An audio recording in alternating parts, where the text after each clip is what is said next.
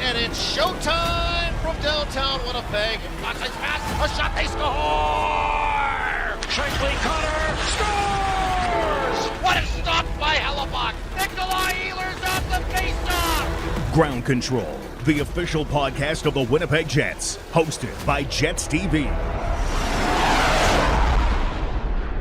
Well, hello again and welcome to Ground Control, the official podcast of the Winnipeg Jets. I'm your host, Tyler Esquivel, joined, as always, by Jets TV's Mitchell Clinton and 680 CJOB's Jamie Thomas. Before we get into things, Jamie, are you a U.S. citizen now after spending, the majority of 2022 in the Massachusetts area?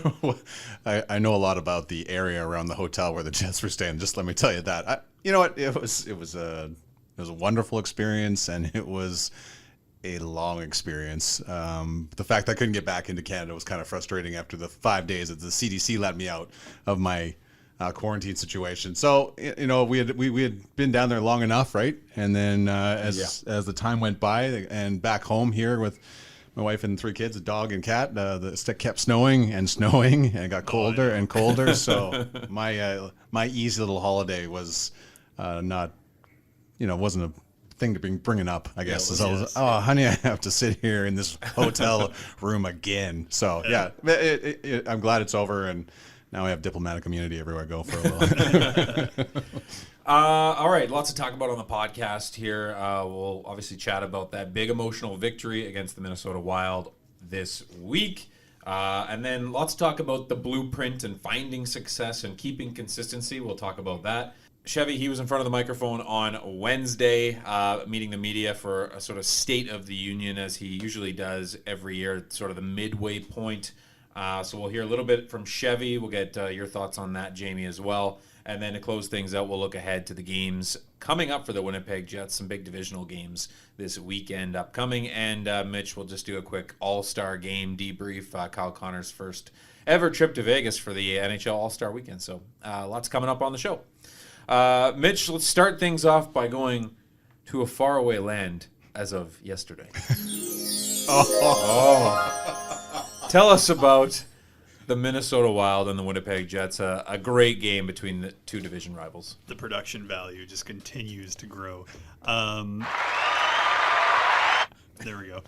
Well, I mean, we heard a lot of that on Tuesday against the Minnesota Wild. Finally. Yeah, exactly. Fans in the building. It was awesome. And they were treated to a really good one. And, I've been doing this for a while, and to see 2 fights at the exact same time, it almost looked very WWE, because, Dylan throws the hit in the neutral zone on Foligno, then Greenway comes to get Dylan, and then Foligno's on his way to be like the third man in, but Adam Lowry, very tag team WWE style, grabs him, and all of a sudden we just a melee in the neutral zone. I mean, it was awesome. And on top of that, the Jets get a power play out of that one, and Mark Scheifele's able to score and ends up being the eventual game winner. And I don't want to brag, but he was the Jets TV player to watch against the Minnesota Wild. So shout out to me. You should brag about it, yes. Me. Big shout out to me. But overall, I think the Jets just played a game that they can be, proud of, obviously, but one that shows that, if you play this certain way, you control the middle of the ice, which the Minnesota Wild are so good at getting to. The Jets were able to neutralize them. They had the edge in high danger chances, according to Natural Stat Trick, which is something that, you look at the first couple of games against the Wild, it's been run and gun, which, not a style that a lot of people will associate with Minnesota, but this is a completely different Minnesota team as we've seen this year. And the Jets were able to, make it difficult for them to get through the neutral zone and get, set up in the offensive zone. Yeah, they had some offensive zone time for sure. They are a good team that's going to generate some chances. They were 9-0-1 going into that game. But Connor Hellebuck was solid when called upon, which was 7 times on Kirill Kaprizov. And then on top of that, the Jets were able to, make some things happen in the offensive zone. It could have been 3-0 just by Ville Heinola alone, who I thought played a really good game. But on top of all of it, I just think it's like you said off the top, Tyler, it's a template, it's a building block. Now the key is you got to go do it again. Well, doing it again, obviously, is the name of the game here. Lots of hockey to come. I believe it's a start of, 40 games in 81 days. Mm-hmm. So no shortage of things for us to talk about, clearly. But, Jamie, Mitch mentioned it at the beginning of his answer. 2 fights at the start. That game had zest all over it. Just what can a win like that just carries emotion and you're invested. It's not, we won 5-3 or whatever. Like, there was some hatred out on that ice. And just what can that do to just galvanize a club and spark a club? I think first off, it shows that they like one another, stick up for one another. That's the start of it. And that they can go up against a team that is heavy like the Minnesota Wild and have built their identity through that throughout the season and play that game against them. They buckled down defensively. When things got emotional, the Jets didn't get overly emotional. So there wasn't a lot of stupid after the whistle stuff, which you saw a little bit from the other side of people losing their emotions. We're talking about Marcus Foligno, but the Jets kept it together, and they very easily couldn't. They could have lost it the way that things have gone this year. So that keeping their wits about them and sticking to the game plan and sticking up for one another and getting key saves from your goaltender, a big goal from Mark Scheifele. I think those are the types of things where the coaching staff can say, see, when you do this and play this style of game, you can be successful. Now, I don't know if the Jets want to play that style or will run against teams that are going to play that way, but you got a bunch of games more here against your division that you're going to have to play that style, especially coming up this weekend. So to answer your question, Tyler, this is something easily that you can build off of and continue your emotional push towards the playoff spot. Lots of hockey to come here at Canada Life Center, and with the expansion of the public health orders, as it stands right now, 50% capacity is the number. So I believe there are some tickets available. You can go to winnipegjets.com/tickets. They've got the 14th, the Monday, against the Chicago Blackhawks, and they go Wednesday, Thursday against the Minnesota Wild, which I'm sure will be a spirited tilt. And then Seattle Kraken come to town for the first time on Thursday. And then they close out that little homestand with a Saturday afternoon matchup with the Edmonton Oilers, which, with the way the Oilers are going these days, that could be a very fascinating game as it stands right now. So winnipegjets.com/tickets if you'd like to attend a hockey game here in Winnipeg, Manitoba. Mitch, the talk of the blueprint was something that came up post-game against the Minnesota Wild. And if you look at the last 3 games for the Winnipeg Jets, 2 of the 3 were great. I mean, it's been talked about at length how much they really liked their game in St. Louis. And then you have a bit of a break, I believe it was 2-3 days between the St. Louis and Philly games. And then you go into the break on just kind of a crummy effort and meh game against Philly. And you've got to chew on that. And I think I speak for all Jets fans, is everybody's frustrated. Like, this is a team that had giant expectations on them, and expectations are what they are. We can talk about those till we're blue in the face. But just how important was it to sort of get back to that game that they had in St. Louis here in Winnipeg against Minnesota to sort of maybe keep that good feeling going? And when you look at that blueprint, what is that, and how do you play to it? Well, I mean, important in that you're playing 5 straight games against Central Division opponents here. And the Wild are 2 of those games. And then you're looking at, this coming weekend, you got Dallas, a team that you're chasing, Nashville, a team that you're behind. And then you got a game against Chicago, who is right behind you. So, I mean, those are games that you just have to get points in to be able to continue to climb up the standings. But more importantly, and I believe it was on our post-game show that Kevin Sawyer brought this up, where he basically said, it's about accepting the game as it is. So, yeah, some games are going to be a little bit quicker than others. I don't expect, like, say, you look at the end of the month, the game against the Colorado Avalanche, or like you mentioned at the end of that homestand against the Edmonton Oilers. I don't expect it to be as physical or passion-filled in terms of physicality as the Minnesota Wild games. But you still have to do a number of things well. Number 1, defend well in front of your own net. Just defend well overall, but in your own zone, you really want to control the middle of the ice, because you look at the teams that you're going to play against. Minnesota was, 3rd most goals for in the National Hockey League. You got Connor McDavid and Leon Draisaitl. Well, you don't want to give them the middle of the ice, that's for sure. And then the Colorado Avalanche, just to finish out the 3 teams that I listed, that's a team that, put up 7 on you a little bit earlier in the year, and do that to a lot of teams just because of the way that they're built and that top line and Cale Makar and all of those players that make them so dangerous. And it doesn't get really any easier the rest of the month. It's all Western Conference opponents that you need to pick up points against. So control the middle of the ice in your own zone. And then at the other end of the ice, be strong in front of the net, make some things happen. And then also at the same time, you're going to create chaos by doing that. But it's also play fast and be hard to play against. And we've heard Dave Lowry talk about this a lot. It's not necessarily going into the corner and running over guys like, Brendan Dillon and Adam Lowry are capable of. One thing that stood out to me against the Wild was, your guys like Cole Perfetti, they weren't shying away either, but they were going into the corners and they were coming out with the puck. If a bunch of us have played minor hockey or whatever, teams that are hard to play against are the ones you just can't get the puck off of. And when you do get it, the puck is contested over and over and over again. And it's the exact same thing at the National Hockey League level, just everybody's bigger and everybody's faster. So Cole Perfetti found a way to win a number of puck battles. That was important to the Winnipeg Jets. So win your puck battles all over the ice, control the middle of the ice in your own zone, and create havoc in the middle of the ice in the offensive zone, and a lot of things are going to go well for you. You mentioned Cole Perfetti there. That line of him and Andrew Kopp and Kyle Connor looked quite good for a trio of guys that really haven't played too much together, especially coming off the All-Star break. Jamie, Kevin Cheveldayoff, the general manager of the Winnipeg Jets, met with the media for the first time since Paul Maurice's exit from the organization.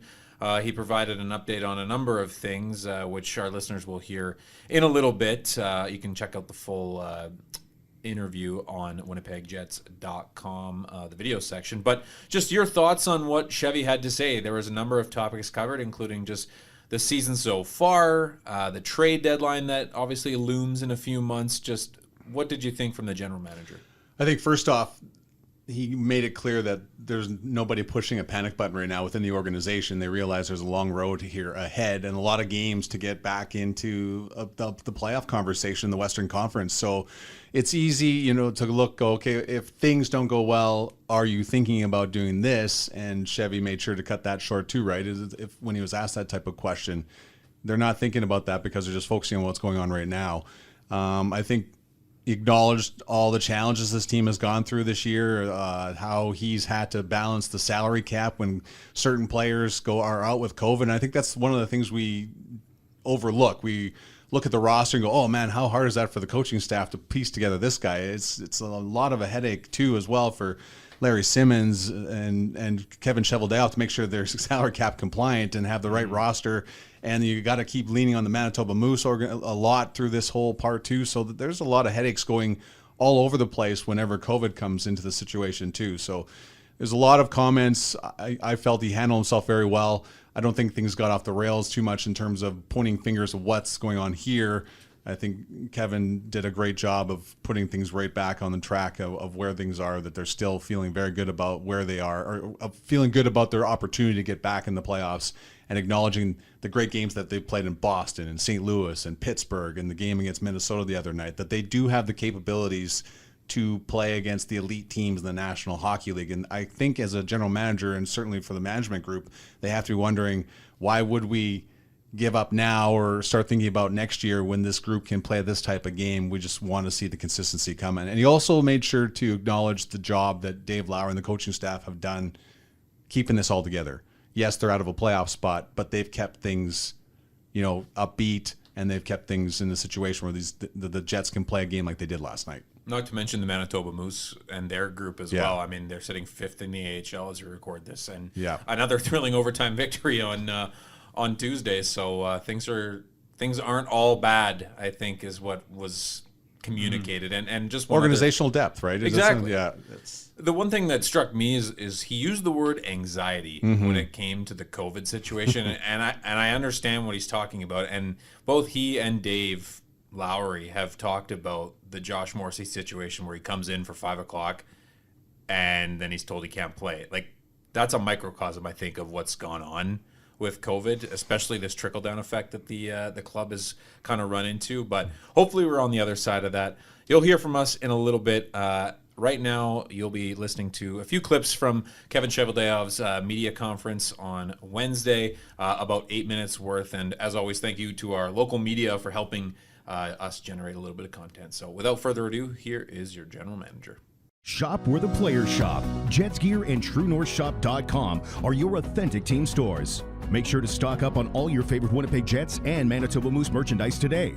Visit one of the 5 Jets gear locations or shop online at truenorthshop.com. Hi, this is Adam Lowry, and you're listening to Ground Control, the official podcast of the Winnipeg Jets. Well, I think it's been a very unique season. I think that obviously lots has transpired in a period of time that you sit back and you look at it. It's all the different things that the group has had to endure. But it's been an emotional season. It's certainly had its ups, had its downs. But for us, I think the main focus has to be this stretch run, this next part of it, and we've had a lot of games postponed, pushed into this second part here, and we need to take advantage of that opportunity moving forward. How does the later trade deadline impact things, especially given where your group is at? Well, trade deadline's obviously always a unique situation for any organization to see where they're at and what the opportunities are in front of them. Given the fact that we had the supposed Olympic break and it pushed it back, I guess that it is a little bit of a blessing that we were able to find the days in the Olympic break to put those games in, so that the trade deadline is still kind of a relevant date when it comes to the number of games played and where you're at. So.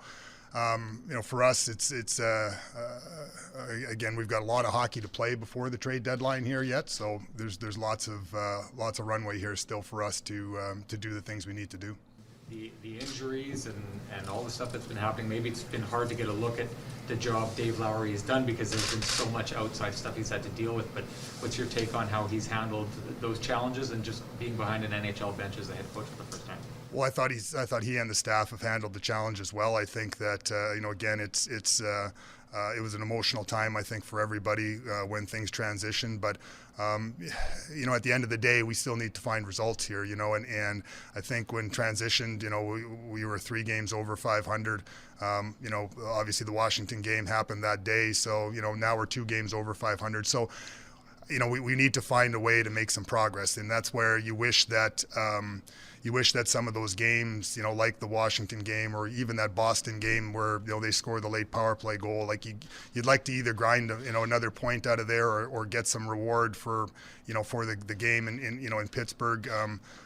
So certainly, again, I think you look at the individual areas. I think the penalty kills improved. I think that the power play has kind of been the same. It struggled for a while. It scored for a while. So from that aspect of things, I think still we need to find a way to win on a consistent basis, and that's going to be playing a team game and no matter who's in the lineup. And I know that's easy to say because again, you want the players can only prepare what they have to prepare for, but you'd like to see some consistency. You'd like to see some chemistry that can develop, and hopefully when we get out of this round of COVID, that maybe we'll find a way to get lucky here and have a consistent lineup moving forward. Injury-wise, like I say, there's still going to be some challenges here with some players on the timelines in getting back, to full strength. You had a really obviously busy summer, addressed several areas that the team needed. You mentioned here you obviously haven't hit expectations at this point of the season. I'm wondering how much you feel is on your shoulders for where you are now, but maybe more importantly, how you improve moving forward.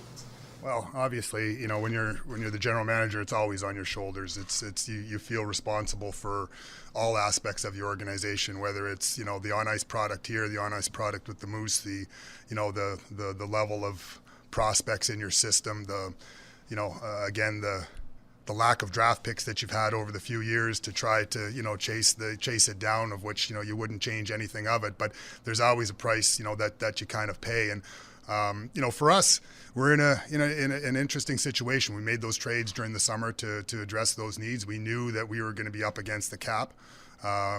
We start the season with a 22-man roster because of the cap, and have really kind of rode through the injury side of it, from an LTI standpoint by putting, Wheeler's money in LTI and Nikolai Ehlers' money into LTI now. But you want to become a healthy team so that you can see, where things are at with your group. But that comes at a cost as well. Like when and if we do get healthy again, we're going to be right at that cap number again. So, people talk about what are you going to do at the deadline? Are you going to be a buyer? Are you going to be a seller? Where are you going to be at? So certainly there's lots of lots of things that you have to focus on. But the reality of the situation is, if we are a healthy group, we are going to be at the cap. Anything we do will have to be money in, or money out.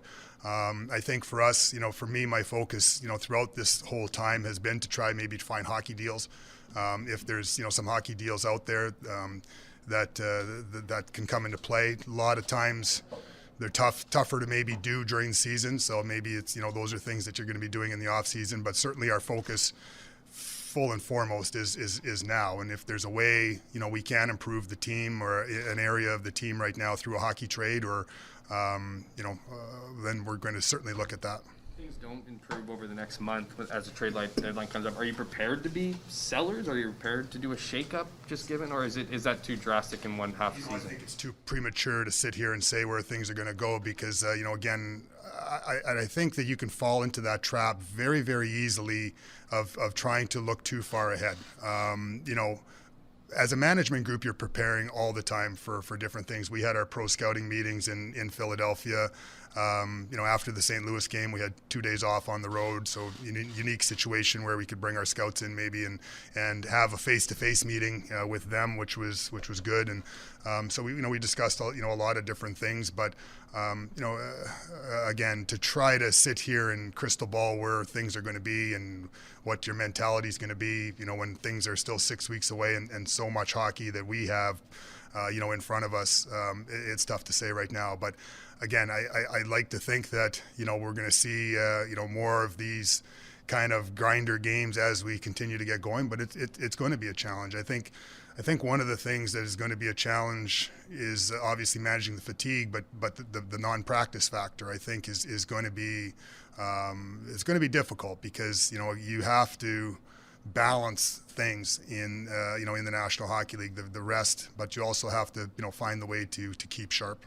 I wanted to ask one quick one on a prospect that you didn't mention earlier, Nathan Smith. Is there anything you can tell us about? He's having a really solid year, obviously. What his status? Sure. So actually, after the St. Louis game, I flew into Minnesota, and we actually went to dinner that night. And just obviously, we knew he was going to the Olympics, and real excited for him, and so we're hopeful that there's an opportunity. Now they've got a really good team, so they could potentially win the national or go for the national championship, which again, it would be a long run, but we're hopeful that there's a chance that we could see him at the end of the year, and he's someone that probably we would have seen a lot of this year, playing in our lineup, because he is a very skilled player, and I think really would complement a lot of the players that we have within the organization here. So we had a good conversation, and looking forward to watching him on the Olympic side of things there, and then see where things go after his season. Winnipeg Jets fans, did you know that online 50-50 tickets presented by PlayNow.com are available for all Winnipeg Jets games? That's right, whether the Jets play on the road or at home, you can participate in the game day 50-50 draw. The winner will take home half of the jackpot, with all proceeds in support of the True North Youth Foundation. Remember to buy your tickets on all Jets game days at winnipegjets.com/50-50. All right, into the back half of the podcast here now. Jamie, I'm going to get you to keep talking. The Winnipeg Jets, a couple big divisional tilts this upcoming weekend. Dallas and Nashville. I believe it's a Friday-Saturday it is event. I don't blame you for missing what day is going to be, and this is all starting to jumble together. It seems like the same day every day. Is it game day, practice day, or off day? Correct. That's pretty much what the calendar is. You know what it is? No more testing days, except for the ones where we got to go across borders. Yes. Not an everyday testing day, so that's good for you guys now. That's nice. It's very nice. Nashville and Dallas. Nashville, pardon me. Jamie, just your thoughts on those two matchups and what the Jets can maybe take from this little nice 3-game stretch they've had here into this next 2-gamer. Well, first off, Dallas is one of those teams the Jets have to get over top of to pull themselves in a wild card spot in the Western Conference. So another couple of games that are going to be that heavy emotional style game. Jets, for whatever reason, or not for whatever reason, they're divisional rivals. They've played very tight games against Dallas. Dallas has kind of been floundering and played well for a bit, and haven't been able to keep it consistent for them. And then I look at Nashville. The Jets played very well against them earlier in the year, but they ran into a hot goaltender the last time they were in Nashville. And I keep thinking, hearing that the Jets didn't play very well in Nashville, and I disagree. I felt they were just as good as Nashville was, just that UC Saros was phenomenal. And that was, to me, was the difference in that first period, and why the Jets were down by 3 instead of maybe tied or even, around. They played just as well. And then I think maybe that's the back half of the second game in as many nights, but I just think the Jets still have a lot of gas in the tank because you're just coming off the All-Star break. You have 2 days between games between Dallas and here, so I think it sets up well. But 2 emotionally charged games, I believe, are coming up this weekend on the road for the Winnipeg Jets. It's going to be fascinating to see how this next couple of weeks pans out because, you pick up 5-6 wins, like the conversation becomes instantly different, and I think the vibe as well. So here's to positivity. Speaking of something positive, let's close it out. Mitchell, you and I were down in Las Vegas, Nevada for the NHL All-Star Weekend. Just your thoughts on the weekend as a whole. Obviously, Kyle Connor partaking in the festivities for the first time in his young NHL career. Just what did you think of his performance at the event and just the event as a whole? Well, first off, we got to go because we were also named Digital All-Stars. Yes, that's how it works. It might be self-proclaimed, but nonetheless. Anyways, I thought it was a really great weekend for Kyle Connor, and it's cool to be able to go there and kind of follow him around a little bit. I'm sure he was annoyed of us, but just to follow him around to get an idea of, and show fans. He wasn't annoyed. Just to show fans what it's like, to be at these types of NHL events. Like, the Jets were so lucky the last few years, with Global Series, a couple of Heritage Classics, they were involved in these NHL events very frequently. So sometimes when you don't have them for a bit, obviously pandemic and all that kind of stuff happens. Like, I don't know about you, but I grew to kind of miss it a little bit. So for Kyle Connor to be named an All-Star and to get the reward for just a fantastic season so far was great. And then just to see him recognized along with, some of the best in the league this season was well-deserved for him. And I think it was neat for him as well as Dylan Larkin and Zach Werenski, guys that grew up together that now, get to be at the All-Star game together. It was the first time for Werenski as well, only the second time for Dylan Larkin. So I just think it was neat for them to be able to hang out and be at that event. Kyle said, during the NHL season, there's only so much time to catch up with your friends like that. So to have a few days where you're all there together. Now they were playing on, different divisional teams, therefore they were rivals, right? That's how it works. Yeah, I think they didn't like each other. Yeah, they were rivals come game day. But overall, just a really good experience. Media day, always runs really quickly there. Skills competition I thought was fantastic. That Trevor Zegras goal is sensational. I watched that highlight a few times. I think it's like so epic when he's like halfway through that move and he's got his back to the net and the dodgeballs are flying in. I just think it's like such a incredible photo. Anyway, so that really stood out to me. The games were what they were. Obviously, the Central was only 1-5 in that 3-on-3 format, and Connor scored in the semifinal game to help them get their second win in the 3-on-3 format, and then they ultimately dropped the final. But overall, just a really good weekend, a lot of fun, and then just to see Kyle get recognized that way, I'm sure will only propel him going into the second half. Yeah, for me, the skills competition is where it's at. Like, that's the event that I look forward to the most. It's the guys are pretty relaxed, and everybody gets to show off the personality a bit. Some of it's a bit staged and goofy, but hey, that's what it's about. So I'm glad. I hope everybody enjoyed the content that came from the two of us and our good friend Katie McLeod, who was on the social crew with us there. And it wasn't just All-Star related down in Las Vegas. We ended up going out to Henderson, Nevada, which is only about a 20 or so minute drive outside of the Las Vegas Strip, and we met up with former Moose goaltender Fred Brathwaite. Fantastic. So he played for the Moose from 96 to 98, back on that inaugural team after the Jets had vacated the Manitoba Capital. He was the goalie, and so we chatted with him. He's now the goalie coach for the Henderson Silver Knights, the AHL affiliate of the Vegas Golden Knights. So the Manitoba Moose content crew will be putting together a little piece on that we shot down there, and then actually right after we drove back into Vegas. I don't know how counties work down there, and we met up with Moose Jets 1.0 goaltender Pokey Reddick. Yes, which is a Pokey and the Bandit. Fantastic. I wasn't around, Jamie. So. Yeah, fantastic. Yes, that. I remember that. Yeah, I totally remember those guys.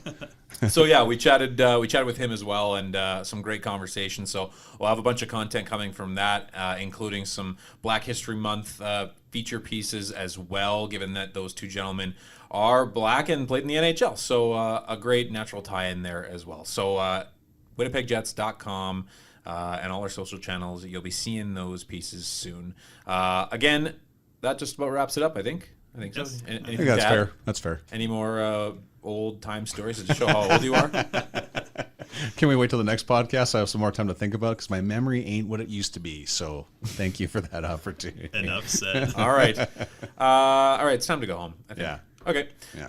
On behalf of myself, Tyler Esquivel, Jets TV's Mitchell Clinton, and Jamie Thomas of 680 CJOB, your radio home of the Winnipeg Jets. 680 CJOB. How do you end that?